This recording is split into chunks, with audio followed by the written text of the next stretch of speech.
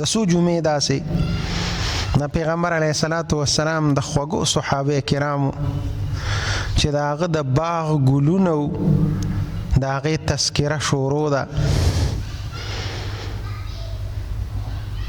په هغه سلسله کې نن د پیغمبر علیه الصلاة والسلام یو بل صحابي د هغه د باغ لګولې شوی ګل او د پیغمبر علیه الصلاة والسلام په طالبانو کې ډیر قابل او نږدې طالب ابو هریره رضی الله تعالی عنه دا غ ذکر کوم. ابو هریره رضی الله تعالی عنه مشهور صحابي دی. په مخ د ځمکې داسې یو مسلمان بني چې هغه به د ابو هریره نوم نی اورېدلی. دا د پیغمبر علیه الصلاة والسلام د صفې طالبو. پیغمبر علیه الصلاة والسلام چې کله خیبر کې او یا د خیبر نه واپس شو دغه زمانه کې دا 600 هجری ده تقریبا بالکل آخری وخت دی کې دی ابو هریره ایمان راوړ او مسلمان شو. پیغمبر علیه الصلاة والسلام سره صرف 4 کال تیر کړی دي. پیغمبر علیه السلام بیا وفات شوی دی. یعنی په آخره زمانه کې چې 4 کال د پیغمبر علیه السلام جون پاتې شو نو د ایمان راوړی دی. د آخرې زمانې پیغمبر د صحابي دی. خو کمال پکې داو چې د پیغمبر علیه الصلاة والسلام څومره علم دی، احادیث دي، زرګونه احادیث د پیغمبر علیه الصلاة والسلام تعلیمات په دې دنیا کې چې وګرځي او څومره د احادیثو کتابونه دي، کاغه وړوکې دي او کاغه غټ دی، هغې کې به تاسو ته د ابو هریره نوم میلاویږي. عن ابي هريره عن ابي هريره عن ابي هريره. دا ابي هريره نه روایت دی. چاته تاسو کو اکابر صحابه کرام السابقون الاولون شتا او هغه د غوینه دومره حدیث نه دی را نقل شوی. د پیغمبر علیه السلام دومره علم د غوینه نه دی خور لکه دا څومره چې ستانه خور شوی دی. ابو هريره وتوی رضی الله تعالی عنه وی ټول صحابه چې اکثر نو یغه کاروباریانو، څوک زمیدارانو زمیداری به کوله، څوک تاجرانو بازار کې به تجارت کو، د چا یو پیشه د چا بل پیشه، او وی زما اس کار نو زبا بس سار رالم او تر ماخامه پورې ماسخوتنه پورې 13 پورې پیغمبر علیه السلام سره بناستوم. زه یو من د پیغمبر علیه السلام نه جدا کېدم نه. ما وی چې اسنه پیغمبر علیه السلام یو خبره وکي او هغه زه ونرم نو دا د پیغمبر علیه السلام خبرې خو حدیث دي کنه. داسې خبره پاتې نشي چې هغه زه ونرم پیغمبر علیه السلام به کړي او زه به ونرم. نو زه به هر وخت پیغمبر علیه الصلاة والسلام سره نږدې پاتې کېدم او په حضر کې او په سفر کې په هر ځای کې به سره زوم، خدمت به ما کو او هر څه به ما کول. و یو ځل مې دا د علم شوق چې د علم شوق څومره و چې شپه ورځ پیغمبر علیه السلام سره چې د هغه یو حدیث رانه مس نشي.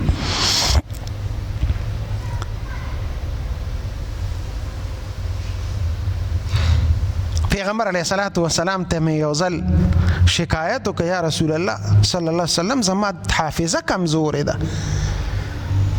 خبره وورم بیا رانه ایری. نو پیغمبر علیه الصلاة والسلام راته وی چې دا صادر دی راکه داسې رومال شانته و. نو هغه صادر ما ورته داسې ونیوه. نو پیغمبر علیه السلام یو ځل داسې کړي پکې سواچول په هوا کې، بیا پکې داسې سواچول، بیا پکې 3 ځلې پکې واچو. وای ما ته وی چې دا واله وای ما رومال داسې راغون کو دي سینې پورې مې ولګاو. وای د اقر وزن رستو زمانه د پیغمبر علیه السلام یو حدیث نه دی هیر شوی چې سبا پیغمبر علیه السلام وی هغه ما ته یاد. دا یعنی د حافظه دعا و چې پیغمبر علیه السلام وته وکړه چې الله دې علم کې برکت واچوه. نو دومره حدیث چې زمونږ په کتابونو کې د احادیثو چې دا غټ کتابونه دي تقریبا سکم 6,000 احادیث د نه را نقل دي. دومره ډېر احادیث، حالانکه د صحابه کرامو دا حالو. ابو بکر صدیق رضی الله تعالی عنہ داسې یو د حدیثو کتابچه جوړه کړې وه. یو ځل لور ته وی بچی هغه کتابچه لږ راوړه د حدیثو، هغه خو محفوظه پرته وه، کتاب شانتي لیکلی هغې وله راوړه، هغې راواغېشته او هغې وسوځوله. وی هسې نه چې پیغمبر علیه السلام یو خبره نی کړې او هغه ما لیکلي وي، یا یو خبره هغه په یو انداز کړي او زه په بل انداز باندې ما لیکلي او بیانوم دې باندې خو به زه آخرت مې تباه شي. د هغې د وجې نه بس دا هغې وسوځوله، ختمه یې کړه. صحابو ډېر زیات احتیاط کو، باوجود د دې دومره احتیاط نه چې صحابه دومره احتیاط وپکې. ابو هريره رضی الله تعالی عنہ نه سکم 6,000 احادیث را نقل دي. نو دا د حافظه وه او د حافظې ډېر واقعات دي. یو بادشاه وروستو زمانه کې ولید او کوڅوکو وی د امتحان اخلو چې دا د څنګه دا دومره احادیث خو چې ګورې نو عن ابي هريره، خو چې ګورې نو عن ابي هريره. شاته وته کاتب کېنه وې ته لیکه او دی راغوخته وی یاره د پیغمبر علیه السلام یو څو حدیث راته وره وظلم کیږي. د شروع د پیغمبر علیه السلام یو حدیث بل حدیث بل حدیث بل حدیث ډېر حدیث بیان کړ په هغه مجلس کې. وروستو کاتب ناست دی وغه لیکي چې کوم الفاظ سره د وی او مقصی لیکل،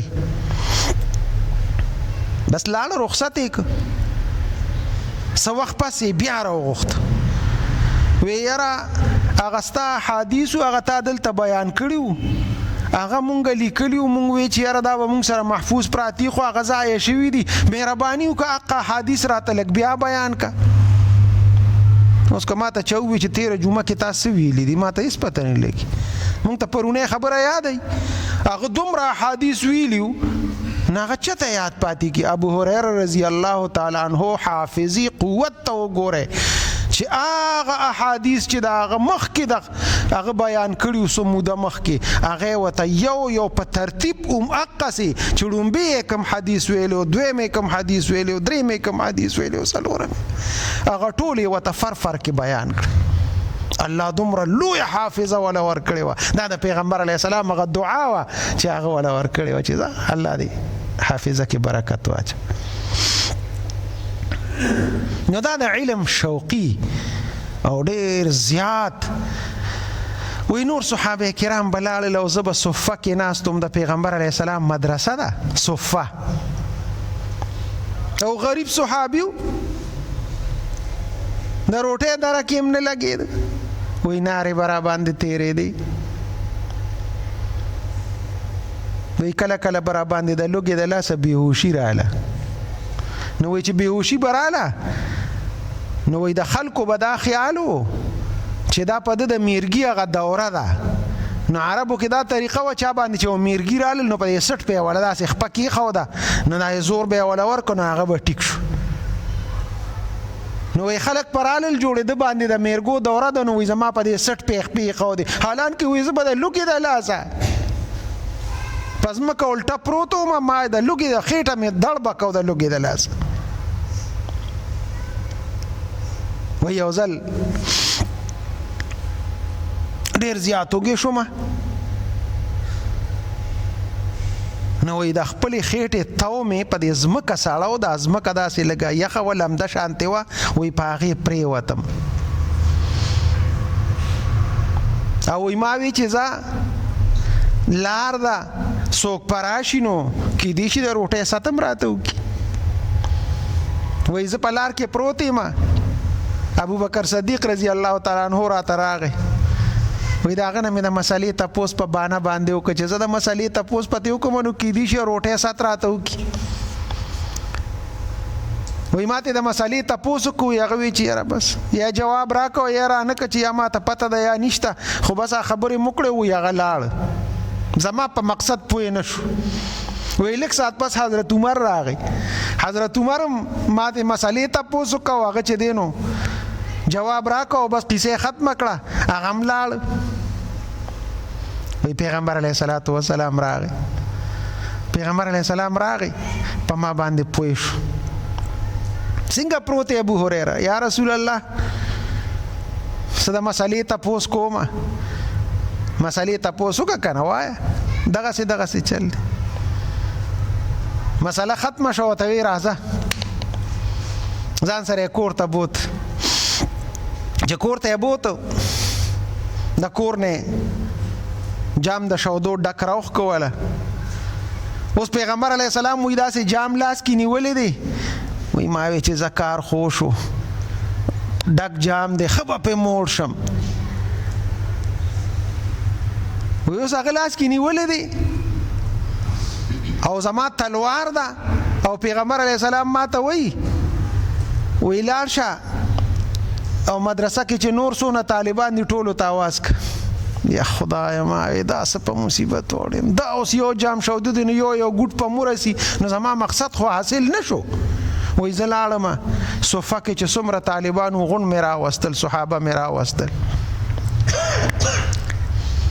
وای بیا مې زړه کې وی چې زه اوس خو وړم به شروع زمانہ کوي ما ته وای چې زه توس کنو بیا به دا نور سکی وی پیغمبر علیه السلام ما ته وی چې ابو هريره دا جامونیس وی ما جام لاس کې واغشت د حکم په انتظار ما ته وی چې سکا وی هغه ما ته وی چې اول شابه دا غزینه شروع کو یو صحابي باندې سکا وی بس زمازله پریوته ما وی چې دوی اوس کې خو اخره کې ما ته اس نی پاتې وی شروع شم یو صحابي مسکل بیا مې غبل ورکړل بیا مې غبل ورکړل بیا مې غبل ورکړل ګڼ صحابه کرام خو چې جام به مې د بل نه را دی خوا کو یو مقام را بو کمې پکې زره بر نه راته وی پیغمبر علیه الصلاۃ والسلام اخره کې ماته وی چې ابو هريره تم ته اوسکا نو وی بیا ما مسکل په ماړه خېټه مې اوسکل وی چې بس مې کړې پیغمبر علیه السلام راته وی چې نه لګ نور مسکا وی چې ما لګ نور اوسکل په دریم ځل راته وی چې نه لګ نور مسکا نو وی ما ډېر اوسکل وی ما ته چې یا رسول الله باس اوس نور نشم سکلی وی قډک جام بیا پیغمبر علیه الصلاۃ والسلام ته نوش فرمایل او بیا کور ته دنګ نو داسې ناری تندو کې جون تیراو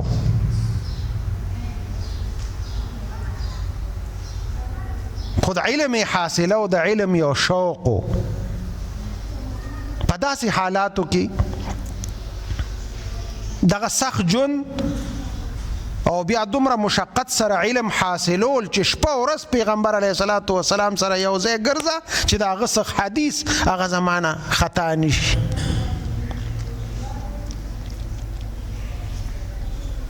الله ولا بدلیم ورکړي بدلی ولا داسې ورکړي چې په آخره زمانہ کې رستو د حضرت عمر رضی الله تعالی عنہ په زمانہ کې غالبا گورنرو نو وی په خپل قصه بیانای و یو نرم او مزیدار رومالو نو وی ما پیدا سه خلاص صفا کولا وی چارته وی چې غالبا حضرت عمرو چې ابو هريره هغه زمانہ دی یاد ده چې دا لوګي د لاسه بول ټپروت وي او درک پدې نه لګید وی داغي ما وته چې او بالکل مې هغه زمانہ یاد ده خو الله را باندې رحم وکړ احسان وکړ الله ډیر شکر دی اوس دادی پنرمو رومالونو باندې خپل خله صفا کو دا برکت ته څوک چې د الله دین خپل کی د پیغمبر چې کوم علم راوړي دی هغه علم خپل کی الله رستو ډیر لوی د عزت جون ولا ور کوي او ډیر فراخه جون ولا ور کوي امام ابو حنیفه رحمه الله زموږ د مذهب امام دی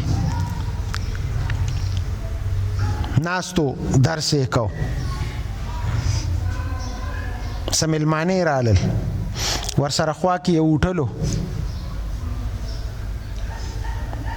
هغې ته به یې اطلاع وکړه ویې لږ څه راوړی خوراک دپاره. یو ماشوم خوراک راوړه، دوی مخې ته یې کېښود، ډېر په ادب او په احترام امام ابو حنیفه هغه ماشوم ته وکتل چې یاره دا خو ډېر باادبه دی او ډېر په طریقه باندې په سلیقه باندې پوهېږي.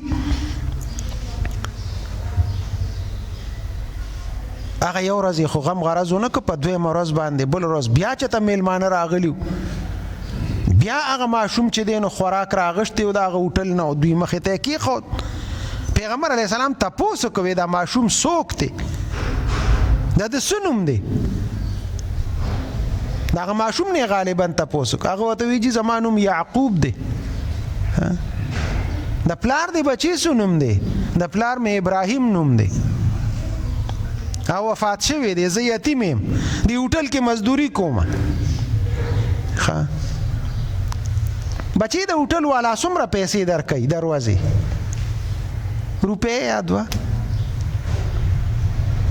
ای بچی دلته راځه سبق وایه، چې دی دله روپۍ درکوي زه به دله دوه درکوم، چې دی دله 2 روپۍ درکوي زه به تاله 4 روپۍ درکوم. خو دا هوټل پرېږده او راځه دلته سبق وایه. هغه وی زه نور د خدای نه څه غواړم، زما بوډۍ مور د کور کې چې هغې ته بس خرچه میلاویږي، نو زه نور څه غواړم.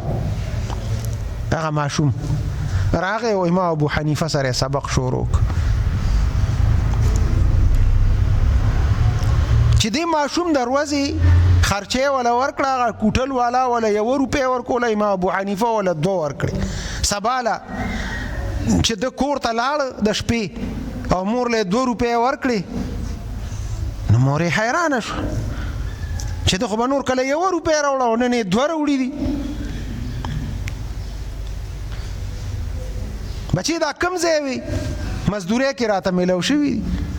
هغه هوټل والا واپسې راله، هوټل والا پسې راله چې الله دې ډېر خوشحاله که تا خو زما بچي له د 1 روپۍ په ځای نن 2 ورکړي دي، شکریې دپاره چې الله دې تا سره احسان وکړي، تا مونږ سره احسان وکړه. هغې ورته وی یا بی زوی خو دې غیب دې نشته، هوټل ته نه دی راغلی. ښه بچی نه تپوس وکړه، بچي ورته وی چې دغسې امام ابو حنیفه راته وی چې راځه کېنه زه به دله پیسې درکوم. امام ابو حنیفه پسې راله چې ته خو مولا سړی، نن خو د سره پیسې شته سبا به د سره نی، نو زمونږ مزدوري ولې خرابې؟ پرېږده دې هوټل کې مزدوري کوي، ماله چې دی نو 2 روپۍ نیمه پیدا کوي، دروازې خرچه اوس ته به غره باندې به بنده کړي، نن د سره شته سبا به نی، بیا به څه کوو؟ هغه ورته وی مور ته وله وی دا ماشوم دی، پرېږده چې دی علم حاصل کړي، او د دې علم دومره ډېر لوی برکت دی. داسې یو ورځ به راشي چې دی به بادشاه سره په تخت باندې ناستي، د بادشاهانو په تخت په ناستي، او د بادامو او د پستې فالوده به خوري. دا ماشوم دا خبره واورېده او ذهن کې کېناسته. د نوم یعقوب دی، وروسته په ابو یوسف باندې مشهور دی. دا د امام ابو حنیفه رحمه الله مشهور شاګرد دی، امام یوسف رحمه الله. دا د خپل نوم یعقوب دی، د پلار نوم ابراهیم دی، خو په ابو یوسف باندې مشهور شوی دی. د امام ابو حنیفه رحمه الله 2 شاګردانو، یو امام محمد او یو امام یوسف رحمه الله. دا د هغه په قابلو شاګردانو کې مشهور شاګردان چې د امامه درجې ته او مرتبه ته رسیدلي. امام ابو یوسف رحمه الله په خپل قصه بیانوي، وایي وروستو زمانه کې عباسي دور چې وایي د عباسو په دور کې د هارون الرشید زمانه ده،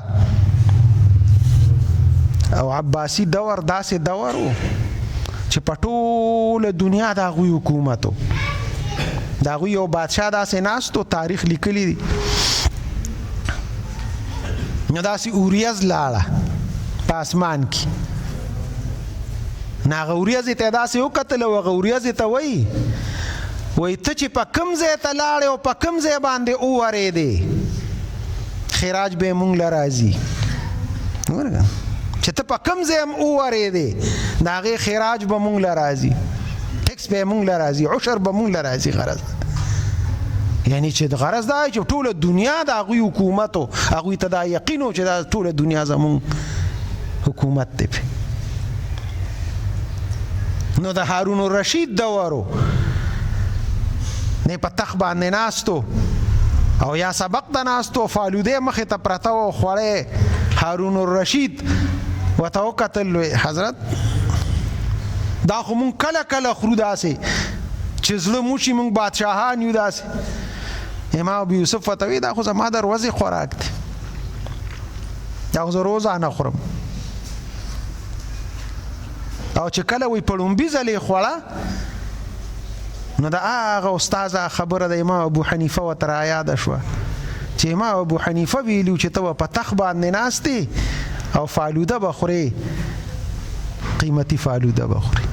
قاضي ابو یوسف هغه د ټولې دنیا قاضي و. بعضې خلک خو د یو علاقې قاضي وي، هغه د ټولې دنیا قاضي و. قاضي ابو یوسف باندې مشهور دی چې خلک یې نوم اخلي نو قاضي ورسره وایي. دا د علم برکت او عزتمند. ابو هریره رضی الله تعالی عنہ د پیغمبر علیه الصلاۃ والسلام شاګرد دی. سکم شپږ زره احادیث د پیغمبر علیه الصلاۃ والسلام دا غنه نقل دي. دا د علم د برکت اغله، یعنی پیغمبر علیه السلام سره صرف 4 کاله تیر کړي دي، بس بیا پیغمبر علیه السلام وفات شوی دی. خو علم ته څومره خور شو، دنیا د هغه د علم نه مستفید ده. ابو هریره، خلک ورته ابو هریره وایي، خپل نوم یې ابو هریره نه دی، د جاهلیت نوم یې عبدالشمس و. چې کله دی راغی او ایمان یې راوړ، دا د دوس قبیلې سړی دی، قبیلې دوس. پیغمبر علیه الصلاۃ والسلام ته راغی او کلمه وویله. پیغمبر علیه السلام ورته وایي ستاسو نوم دی؟ ده ورته وایي عبدالشمس مې نوم دی، بنده د انور. پخوا همدغه نومونه و، د شرک نومونه و. ورته وی نه، د نن نه وروستو ستا نوم عبدالرحمن دی، عبدالشمس نه دی، عبدالرحمن دی. عبدالرحمن ابن صخر، صخر یې د پلار نوم دی. عبدالرحمن ابن صخر دا د ابو هریره نوم دی. ابو هریره رضی الله تعالی عنہ ته ابو هریره وایي، او دا ورته ځکه وایي، هر وایي پیشو ته، دا پیشوګان ساتل. او پیغمبر علیه الصلاۃ والسلام له چې دقه د ایمان په وخت کې راغی او که بل موقع کې راغلی او چې کله ته بیعت کوو ایمان یې راوړه، نو په دغه ټیم کې پخوا د خلکو غټ غټ لستوڼي به داسې، نو دلته پیشو منډلې و، د پیشو بچی وسره اوس دلته وسره دی. نو لګیا د پیغمبر علیه الصلاۃ والسلام ته کلمه ویله، مسلمان شو.